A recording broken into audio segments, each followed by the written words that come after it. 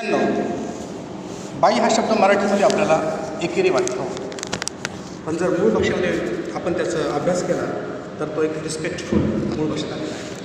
जसं म्हणतो ना युअर हायनेस, इंग्लिशमध्ये म्हणतो ना आपण युअर हायनेस हा शब्द वापरतो. तो मराठीमध्ये येताना बाई झालेला आहे. तर येशू ख्रिस्त बाई, त्याच्या आईला बाई म्हणतो बघा.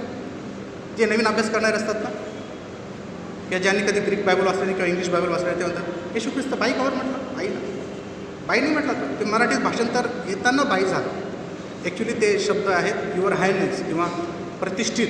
जसं आपण एखादा जज समोर जातो म्हणतो माय लॉर्ड, जजला म्हणतं की नाही, तसं तो आपल्या आईला तो त्या मूळ भाषेमध्ये त्याचा अर्थ आहे की प्रतिष्ठित स्त्री हा पाहत तुझा पुत्र. प्रियांनो, येशू वाक्य जेव्हा बोलतो तेव्हा तो मानवी रूपामधला आदर्श मुलगा आहे हे विसरता कामा नये. तो आपल्या मानवतेचं प्रतीक त्या ठिकाणी देत आहे. त्याच्या मातृप्रेमाची खोली त्या ठिकाणी पाहायला मिळत आहे. प्रियांनो, तो सर्वाधिक प्रेम आपल्या आईवर करत होता आणि म्हणून त्या मरणाच्या क्षणी पण त्याला आपल्या आईची काळजी वाटते. प्रियांनो, आपल्या पश्चात आपल्या आईवडिलांचं काय होईल हा विचार प्रत्येक तरुणाला येत नाही. फक्त ते तरुण किंवा तरुणी लग्नापर्यंतच आदर्श असतात. आदर्श तरुण लग्नापर्यंतच. माझा मुलगा खूप चांगला, लग्नापर्यंतच म्हणेल आहे. लग्नानंतर विचारा माझा पोरगा खूप नाग आहे. बाई तुमचा पोरगा, बायकोचा बाई तुमचा पोरगा विचारत नाही आम्हाला. आधी काय सांगायचे, माझा पोरगासारखा पोरगा नाही, माझ्या पोरगासारखा पोरगा नाही, माझा पोरगा आदर्श पोरगा, माझा पोरगा माझा अभिमान आहे. आणि तेच आईवडील म्हणतं लग्न झाल्यानंतर माझा पोरगा नालायक, माझा पोरगा बायकोचा बेल झाला, माझा पोरगा आमचं ऐकत नाही, माझं लक्ष देत. प्रियांनो, क्वचित पाहायला मिळतं जे मुलं वयाच्या 30 नंतर 40 नंतर 50 नंतर देखील 60 नंतर देखील आपल्या आईवडिलांचा मान करतात आणि ते क्वचित असतात. आणि त्यांना माझा सलाम आहे. इथं बसलेल्या अनबाईकीसुद्धा जे आपल्या आईवडिलांना सांभाळत आहेत आजसुद्धा. खूप कठीण असतं हो लग्न झाल्यानंतर आईलाही सांभाळणं आणि बायकोलाही सांभाळणं. पॅरेवरची कसरत असते. माझ्या पण अनुभव सांगतो, खूप कठीण असतं. एकीकडे बायकोचं मन धरणं, एकीकडे आईचं मन धरणं, एकीकडे समाजाची भीड राखणं आणि एकीकडे आपला राग कंट्रोल करणं आणि एकीकडे बायकोचं ऐकणं. आणि मग जेव्हा मुलीचं लग्न होतं ना तेव्हा मुलीला काय सांगते आईवडिलांकडनं, हे सर्व जाऊ दे, नवऱ्याला मुठीत ठेव. नवऱ्याला मुठीत ठेव. का बरं मुठीत ठेव? त्याचा हात धर, त्याच्या हाताशी हात धर, दोघं हात धरून चाला, खांद्याला खांदा लावून काम करा. दोघं समान आहेत, बायबल सांगतं दोघं इक्वल आहेत. त्याला मुठीत ठेवायचं नाही आहे. नवरा तुझा गुलाम नाही आहे आणि बायको तुझी चप्पल नाही आहे. प्रियांनो, या ठिकाणी आदर्श तरुण असा येशू ख्रिस्त राहून चुकलेला आहे. आणि तो आदर्श का झाला माहिती आहे का? मरताना पण. कारण त्याला तसं त्याच्या याने शिक्षण दिलं. येशू पूर्णतः मनुष्य होता, 100% मानव होता. त्याला लहानपणी चांगल्या गोष्टी सांगण्यात आल्या. त्याला लहानपणी चांगलं वळण देण्यात आलं. त्याला लहानपणी भूतदया शिकवण्यात आली. त्याला लहानपणी सांगण्यात आलं, अरे कुत्र्याच्या पिल्लाला मारायचं नाही, बकरीच्या पिल्लाचे कान ताणायचे नाही, मांजरीच्या पिल्लाचा जीव घ्यायचा नाही, कोंबडीच्या पिल्लाला दगड मारायचा नाही, कोणी शिवी दिली का गुपचूप बसायचं. आपण काय म्हणतो, तू शिवी दिली, काबर शिव्या ऐकून आला, तू पण 4 शिव्या द्यायच्या होत्या. एक कबर खाल्ली, तू पण 4 द्यायच्या होत्या. असं शिकवत गेल्यानंतर तो कशाला आदर्श बनेल हो? प्रियांनो, मरिये बाईने आपल्या मुलाला म्हणजे येशू बाळाला चांगल्या संस्कारात वाढवलं. पहा वचन नीतिसूत्रे 22 आणि 6 मध्ये काम ठेवलं.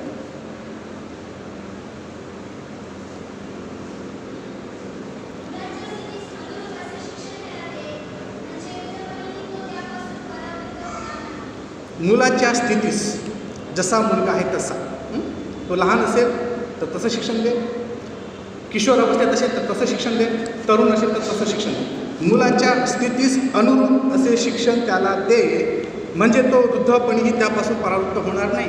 तो म्हातारा जरी झाला तरी त्या आईवडिलांच्या शिक्षणापासून भरणार नाही, असं वचन सांगतं. आपण या ठिकाणी वचन असं करूया, मुलाच्या स्थितीस अनुरूप असे शिक्षण दे, म्हणजे तो मरण समयी पण त्यापासून परावृत्त होणार नाही. वृद्ध स्थितीत जाऊ द्या, पण मरण समयी पण त्यापासून परावृत्त होणार नाही. आणि येशू ख्रिस्त मरण समय पण परावृत्त झाला नाही. मरताना पण त्याला आईची काळजी होती. प्रियांनो, त्याच्या मायेने, त्याच्या मातेने, मरियम मातेने त्याला तसं शिक्षणच दिलं होतं की आईवडिलांची काळजी घ्यायची. म्हणून तो मरताना पण काळजी करताय आपल्या आईची. आपल्या आईचं कसं होईल? प्रियांनो, आपण अनेक वेळा पाहतो, आपण पॉलिसीज काढतो, LIC काढतो, आपण बँक बॅलन्स ठेवतो, आपण प्लॉट घेऊन ठेवतो, आपण पैसा जमा करून ठेवतो की माझ्यानंतर माझ्या आईवडिलांना हाल भोगावे लागू नये, माझ्यानंतर माझ्या बायकोचे हाल होऊ नये, माझ्या लेकरा बाळांचे हाल होऊ नये. आपण सोय करून ठेवतो की मी जर हे जग सोडून गेलो तर त्यांचं काय होईल, म्हणून आपण तरवीज करून ठेवतो प्रियांनो. पण प्रियांनो, ही तरवीज करण्यापेक्षा मुलाला जर लहानपणापासून जर तुम्ही शिक्षण दिलं ना चांगलं, त्याच्या वयाला अनुसरून, तुम्हाला बाकी तरवीजची गरज पडत नाही. संडे स्कूलमध्ये जर त्याला आणून सोडलं ना, तो चांगला तरुण बनेल. त्याला जर तुम्ही तरुण संघात आणून ठेवलं, त्याला देवाची गाणी म्हणण्याची आवड दिली ना, त्याला जर हळूहळू त्या वशात वाढत गेला ना, त्याला वचन कळत गेलं ना, तुमचं बँक बॅलन्स नसू द्या, तुमचं घर नसू द्या, तो त्या श्रावण बाळाप्रमाणे तुम्हाला बापाला ऐकायच्यात आणि आईला ऐकायच्यात आणि कडेवर घेऊन खांद्यावर घेऊन जाईल, जर त्याला योग्य शिक्षण असेल. शिक्षण खूप महत्त्वाचं आहे प्रियांनो, आणि ते आवश्यकच आहे. प्रियांनो, येशू ख्रिस्त ज्ञानामध्ये वाढत गेला, तो बलवान होत गेला असं म्हटलेलं आहे. आपल्या तर 12 वर्षाचा वर्ग आहे कोण नाही आहे, मंदिरात आहे का नाही आहे, तिथं असते का तयारी चालू असते. पण शक्यतो 12 वर्षाचा येशू असताना काय केलं, त्याने कुठे होतं बघा बरं.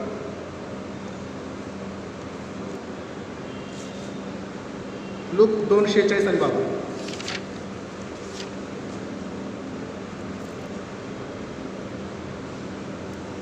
लूक 2:46 आणि बाबा.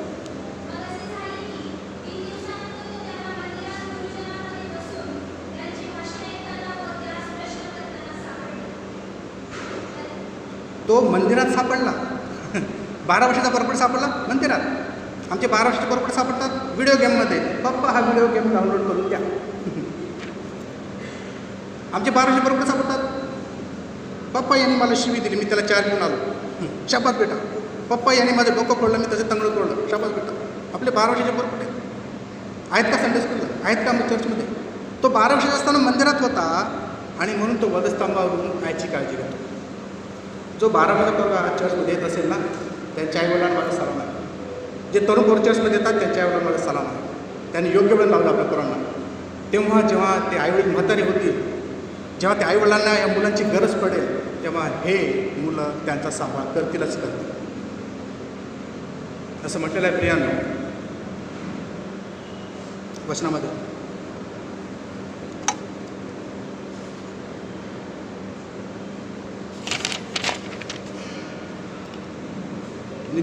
निर्गम 20:12 आपण काढूया. तू आपला बाप व आपली आई यांचा मान राख असं आज्ञा आहे. इथं दिलेली वाटते बघा, आहे 5 नंबरची आज्ञा आहे. तू आपला बाप व आपली आई यांचा मान राख, ही आज्ञा आहे. ही येशूने ऐकलेली होती, ती त्याने स्वीकारली होती, त्याने ती अंगीकारली होती की आपला बाप आणि आपली आई यांचा तू मान राख. बरोबर मान राखतात का बापाचा? मी मागे एक कविता रेकॉर्ड करून पाठवली होती. थोडं टक्कल पडलेला भांग घालून बायटानं हात फिरवतो, अशात आपले वाटवे पाहताना निसर्ग त्याच्या डोळ्यात काढल्यावर पुरवठाकडे झुकलेला चेहरा ती वाढलेली विशेष नोकरी शोधता विषयीची आधी काढली दिशी जातो आणि स्वतः तरुण समजतो. 4 पुस्तकं शिकून बापाची अक्कल आणि आईची लाज काढतो. आपण 4 पुस्तकं काय शिकलो ना इंग्रजीमध्ये? आपण आई तुला कळत नाही का? तू कुठे शिकले? तर 5वी तर शिकले, तुला काहीच अक्कल नाही. अरे तुला ज्याने शिकवलं, तुला ज्याने ते शिक्षणाच्या इंग्रजी बोलण्याचं लायक बनवलं ना, ते तिनेच. ती उपाशी राहिली, तिने कष्ट केले म्हणून तू इंग्रजी शिकू शकला. आपण बाबा तुम्हाला कळत नाही, तुम्हाला अक्कल नाही. तुमचा जमाना वेगळा, आमचा जमाना आला की आमच्या जमान्यात असं आहे बरं का, तुमच्या जमान्यात तसं तसं. आपण जमाना जनरेशन गॅप दाखवतो. पण प्रियांनो, वचन सांगतं की आपला बाप आणि आपली आई यांचा मान राख. मत्ते 15:4-6 येशू सुद्धा सांगत आहे. काय म्हणते बघा,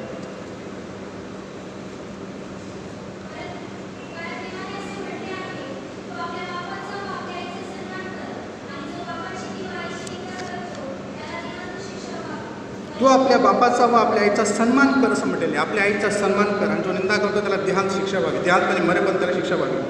आपल्या आईचा सन्मान कर. येशूने क्रूस खांबावरून आईचा सन्मान केला. आपण काय करतो? आईचा सन्मान करतो का? आपल्या आईचा सन्मान करणं म्हणजे काय हो? सन्मान करणं काय असतं? जेव्हा 4 लोक तुमच्या घरी येतात ना, तेव्हा सर्वात आधी आपण त्यांना काय दाखवतो? हा आमचा जर्मन शेफर्ड, फॉरेनचा कुत्रा. हा आमचा LED 56,000चा आहे, 60,000चा आहे. हे आमचं फिश पॉन्ड 90,000चं आहे. हा आमचा मोबाईल 1,00,000चा आहे. आणि आमची आई खाटेवर खोकलू राहिली, आमचा बाप खोकलत नाही. त्यांना झोपू द्या, त्यांना उठू नका. डॉक्टरांनी त्यांना आराम करायला सांगितलं आहे. आम्ही पण बोलत नाही, तुम्ही पण बोलू नका. आईवडिलांची अशी अवस्था आहे. कुठे आला सन्मान त्यांचा? सन्मान कर म्हणजे ज्या ज्या वेळेला घरात पाहुणे येतात त्याला सर्वात आधी सांगा, हे माझी आई, हे माझे वडील, आणि आज तुम्ही हे जे काही माझं वैभव पाहता हे त्यांच्यामुळे आहे. हे सर्व वैभव मी जे मोठा झालो ते माझ्या आईवडिलांमुळे आहे, हे पहिले. त्यानंतर माझी बायको, त्यानंतर माझा सोन्या गोन्या मिंट्या शिंट्या काय असेल तो, त्यानंतर माझी पबडी छपली पिंटी, त्यानंतर माझं LED टीव्ही, त्यानंतर शेवटी माझं जर्मन शेफर्ड. आपण काय करतो? आपण क्रमवारीची उलटी करून टाकलेली. जर्मन शेफर्डला पुढे करून देतो आणि आईवडिलांना मागे करून देतो. पहिले आईवडिलांना पुढे करा आणि जर्मन शेफर्डला मागे घाला. आईवडिलांचा सन्मान कर म्हटलेलं आहे. सन्मान कुठे आहे आईवडिलांचा? ऐकतात का पोरं?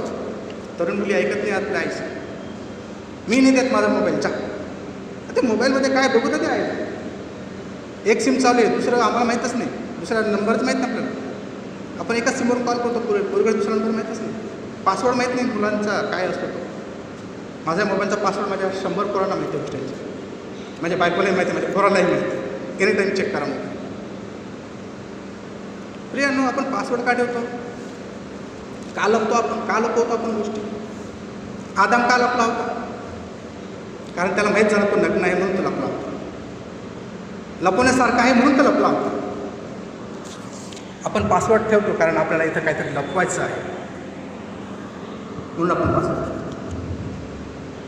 प्रियांनो, आईचा वडिलांचा सन्मान तोच करतो ज्याचं बिलकुल आईवडिलांपुढे जीवन समर्पित आहे. पप्पा, हा माझा मोबाईल घ्या, राहू द्या तुमच्याकडे तास 2 तास, मी चालू खेळायला. कारण तो पोरगा निष्काम आहे, तो पोरगा निष्पाप आहे. ती मुलगी म्हणते, मम्मी हा माझा मोबाईल सांभाळ, मी चालले क्लासला चालले, मला डिस्टर्ब करायला नको पाहिजे कोणी. बरं ओ मुलगी, स्वतःला विसरेल पण मोबाईल विसरणार नाही. काही सापडत पहिले मोबाईल तर टाकू द्या पर्समध्ये. मुलगा पहिले मोबाईल टाकतो, पैसे नसेल चालेल, पाकिट पहिले मोबाईल पाहिजे. घरातून निघायच्या अगोदर पहिले मोबाईल शोधूया. प्रियांनो, आपल्याला मोबाईल एवढा जवळचा झालेला आहे. मोबाईल जर चुकून वडिलांनी हात लावला तर आपण म्हणतो, माझी प्रायव्हसी, माझी स्पेस कुठे गेली? Where is my space? अरे स्पेस काय करतो? त्या स्पेसमुळे तुमच्या विषाचा फेस यायला लागला तुमच्या नात्यामध्ये. कसं काय? माझी प्रायव्हसी, मला स्पेस पाहिजे. प्रियांनो, प्रामाणिक असणं एकमेकाशी आईवडिलांशी खूप आवश्यक आहे. आईवडिलांचा सन्मान करा हे वचन आपल्याला शिकवतं. इफिस 6:1-3 म्हटलेलं आहे, वाचूया आपण.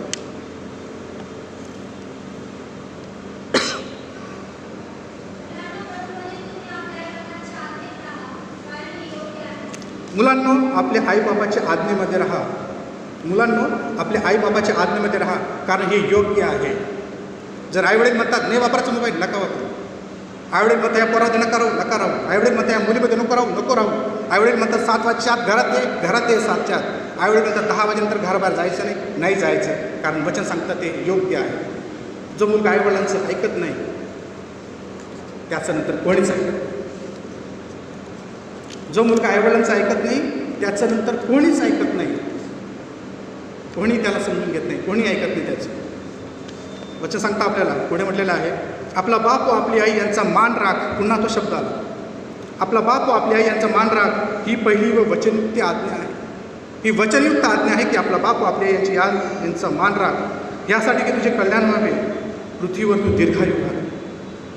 तुला दीर्घायुष्य पाहिजे असेल ना, सप्लिमेंटरी खाऊ नको, जिममध्ये जाऊ नको, योगासनं करू नको, ते काय करत बसू नको, पोट खाली आणि काय वरती करता काय, एक नाक दाबा, एक पुढे दाबायची, एक उघडायची, एक नाक पुढे दाबायची, दुसरी उघडायची. आम्हाला दीर्घायुष्य व्हायचे. काय करू नको दीर्घायुष्यासाठी? काय तो डबा खाऊ नको मसल्स वाढण्याचे, असं नसं. आईवडिलांचं ऐक, तुझं तू दीर्घायुष्य होशील. सोपं गणित आहे. आईवडिलांचं ऐका, दीर्घायुष्य. आता हे जे म्हातारे बोत बसलेत ना 60च्या पुढचे, त्या सर्वांनी आपल्या आईवडिलांचं ऐकलं म्हणून ते दीर्घायुष्य. जे आपल्यापुढे वयोवृद्ध दिसत आहेत ना, ज्यांचे केस पांढरे दिसत आहेत, त्या सर्वांनी आपल्या आईवडिलांचं ऐकलं म्हणून ते दीर्घायुष्य आहे असं वचन सांगतं. मी नाही सांगत आहे, वचन म्हणते ते दीर्घायुष्य होतं जे आपल्या आईवडिलांचं ऐकतात. आणि तरुणच पोरगा हो, मस्त दाट मिशी, कोळी मिशी, आणि घरामध्ये फोटो डिजिटल, त्याला हार लावलेला. आमचा तरुण पोरगा आम्हाला सोडून गेला, ॲक्सिडेंट झाला, मरून गेला. कसं काय मरून गेला तरुणपणातच? आईवडिलांचं ऐकत नव्हता. नाही सांगत होते, बापा ती महागडी मोटरसायकल आहे, 2 लाखाची, 4 लाखाची, 5 लाखाची, वेगाने चालू नको. ती महागडी मोटरसायकल होऊन गेला, मित्रांसोबत पार्टी करत होता, 60 वेगाने जात होता, आणि समोर कार आली आणि ॲक्सिडेंट झाला आणि रस्त्यातच मरण पावलं. आईवडिलांचं ऐकलं असतं, आपली साधी हिरो होंडा सिटी डिलक्स घेतली असती, ती पळली नसती, याचं ॲक्सिडेंट झालाही नसतं. पहिल्याला KTM पाहिजे होते 2 लाखाची, झुम स्टाईल मोटरसायकल, मेला. आईवडिलांचं ऐकलं. मला स्पेस पाहिजे, मी माझ्या पसंतीचा मुलगा करेल, अशी मुलगी म्हणते. मला आहे की नाही, मी शिकलेली आहे. ठीक आहे, तुझ्या पसंतीचा मुलगा कर. तो मुलगा महिन्यात 2 महिन्यात म्हणतो तुझ्या घरी जा, कारण माझं मन आता दुसऱ्याकडे आहे. येते घरी माहेरी, सोडून दिलं त्याने. का घरी बसली माहेरी? आईवडिलांचं ऐकलं नाही म्हणून माहेरी बसली. मला सुसाईड करायची. अहो, अनेक घरामध्ये मी तरुण मुलांचे फोटो पाहिले हो, जिथं फुलहार टांगलेले. वाईट वाटतं. तरुण मुलं जेव्हा सोडून जाताना बापाला जगणं मुश्किल होऊन जातं.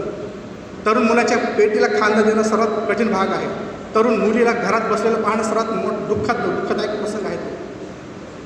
जे आईवडिलांचं ऐकत नाही प्रियांनो, ते दीर्घायुष्य होतं. तुम्हाला आणि मला जर दीर्घायुष्य व्हायचं असेल ना, तर आईवडिलांचं ऐका, वचन आपल्याला शिकवत आहे. नीतिसूत्र 1:8 ते 9 काय म्हणून म्हटलं बघू आपण वाचूया.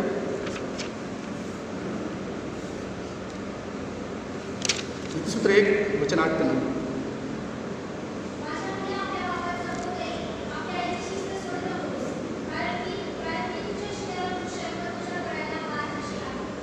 माझ्या मुला आपल्या बापाचा बोध ऐक आणि आपल्या आईची शिस्त सोडू नको. बापाचा बोध ऐक. मुलांना काय बोर करता पप्पा तुम्ही? बोर नका करू बरं. पप्पा बोर करतात. अरे बाप येतो. पप्पा बोर नका करू. पप्पा पकवू नका. हा शब्द काढला काय? पप्पा मला पकवू नका तुम्ही. अरे बोध ऐक म्हटलेलं आहे. आपल्या बापाचा बोध ऐक. आपल्या आईची शिस्त सोडू नको. आईची शिस्त असते. आपल्या समोर नाकासमोर चालायचं, खाली मान घालून चालायचं, तरुण मुलींना बहीण मानूनच बोलायचं. प्रियांनो, जो तरुण मुलगा संडे स्कूलला नसेल तो बाहेर पार्टी करेल. जो मुलगा संडे स्कूलला नसेल, तरुण संघात नसेल, तो मुलगा बाहेर पार्टी करेल आणि एखादी कार्टी करून करेल. ती घरात एखादी कार्टी आली ना, ती घर बरबाद करून टाकते. किती मुलांनी आपल्या आईवडिलांप्रमाणे लग्न केलं? क्वचित मुलांनी. किती लोकांना सक्सेस झाले? क्वचित लोक सक्सेस झाले. कारण ऐकलं नाही आईवडिलांचं. ज्यांचं लग्न आईवडिलांनी जोडून दिलेत ना, ते सुखी आहेत. कारण आईवडिलांची इच्छा होती. प्रियांनो, ज्या तरुण मुलांना प्रभू भोजन प्यावंसं वाटत नाही ना, ज्याला प्रभूची भाकर खावीशी वाटत नाही ना, ज्याला प्रभूचा प्याला प्यावासा वाटत नाही ना, तो संध्याकाळी एखादा प्याला पितो खोबऱ्यामध्ये. जो तरुण इथं प्रभू भोजनाला येत नाही, जो तरुण प्रभूची भाकर खात नाही, जो प्रभूचा प्याला रक्ताचा पित नाही, तो रात्री दारूचा प्याला पितोच. म्हणून तो इथं येत नाही. आणि जो इथलचा प्याला पितो, तो बाहेर दारूचा प्याला पिणारच नाही. ज्याने वचनाचं शिक्षण घेतलं, तो आईवडिलाला तुच्छ लेखणारच नाही. येशू ख्रिस्त वधस्तंभावर आहे प्रियांनो. आणि दुपारच्या प्रसंगी जेव्हा तो मरत आहे, हालहाल होत आहे, त्याचं रक्त निघत आहे, त्याच्या काठावर मुकुट टोचलेला आहे, डोक्यावर काटाचा मुकुट आहे आणि त्याच्या पायात हातात खेळ ठोकलेला आहे. तो मरणाची वाट पाहत असताना त्याच्या मनात आईची चिंता येते.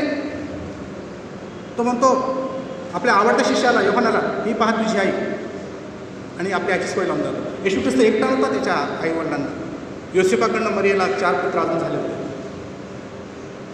तो एकुलता एक नव्हता, पण तरी तो जबाबदारी समजतो की माझी आईची जबाबदारी माझ्यावर आहे. तो सोय लावून जातो प्रियांना. आईवडिलांची सोय लावणं, आईवडिलांची काळजी घेणं हे खूप आवश्यक आहे प्रियांना.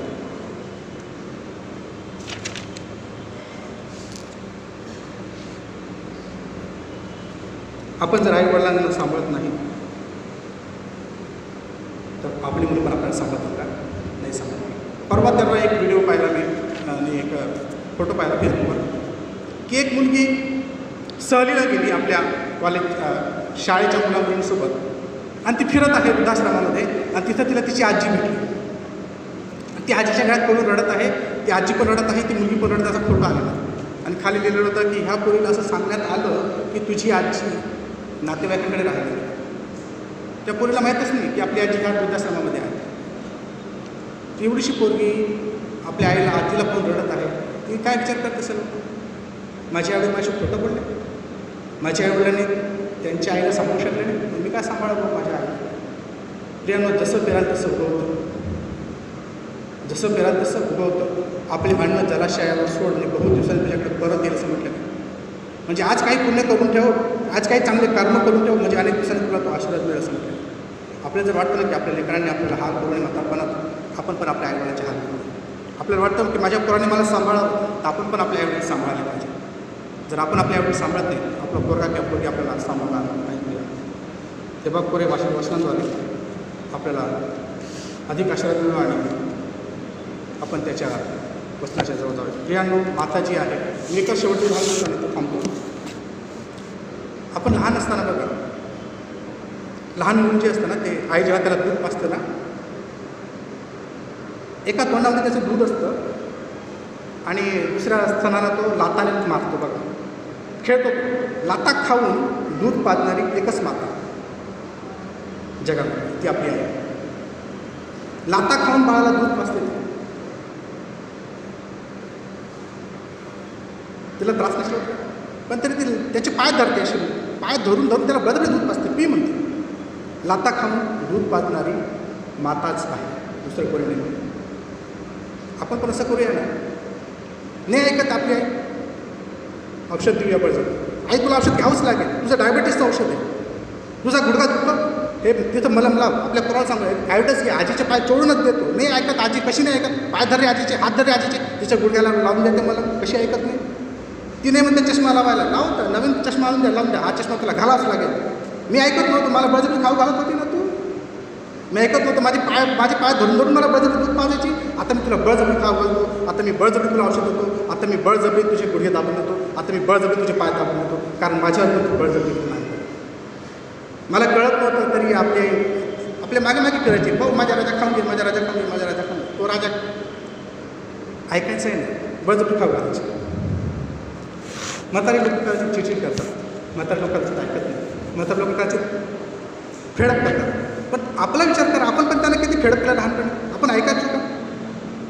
तरी आपल्या आईने आपल्याला सांभाळलंच, आपल्या वडिलांनी आपल्याला सांभाळलंच, आपल्याला वागवलंच. तसंच त्यांना लहान बाळ समजूया ना. काय करू दे, कट करू द्या, बडबड करू द्या, सांगू अरे दुर्लक्ष करू दे, बडबड करू दे. म्हातारी बाई आहे, म्हातारा करू दे, बडबड करू दे बाबा, पण औषध दे आजीला. बडबड करू दे, त्या म्हातारीला बडबड करू दे, त्या म्हाताऱ्याला बडबड करू दे, पण जेवण दे त्याला जेवण दे, त्याला औषध दे. आजारी पडला त्याला दवाखान्यात घेऊन जा. म्हाताऱ्या माणसाचं एक चुकतं, पोरगा कितीही करो, तर माझा पोरगा नालायकच आहे. सुनबाई कितीही करो, ती बाई म्हणते माझी सुनबाई खूप नालायक आहे, करू द्या तिला, नालायक म्हणू द्या, तुमची निंदा करू द्या, तुमची बदनामी करू द्या, तुमचा छळ करू द्या, काही करू द्या, त्या प्रभूप्रमाणे आपण तोंडातून शब्द काढू नका. सेवा करा आईवडिलांची, तो पाहणार आहे, कारण स्वर्गात आपलं प्रतिफळ मोठं आहे. प्रार्थना करूया. पिता परमेश्वर आम्हाला ज्ञान दे की आम्ही आमच्या आईवडिलांचं सांभाळतो.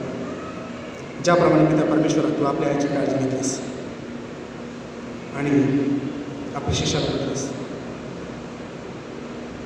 ही पाहतोच आहे आणि बाईला म्हटलंस, आईला म्हटलंस, बाई हा पाहतोच आहे. प्रभू आम्ही सर्वांनी आमच्या आईवडिलांची काळजी घ्यावी म्हणून आम्हाला सहाय्य कर.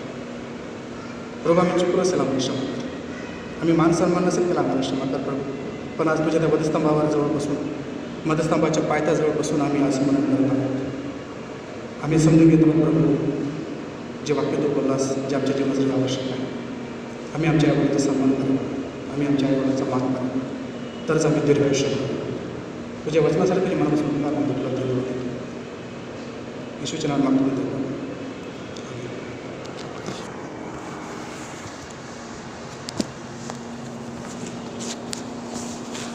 यावेळेस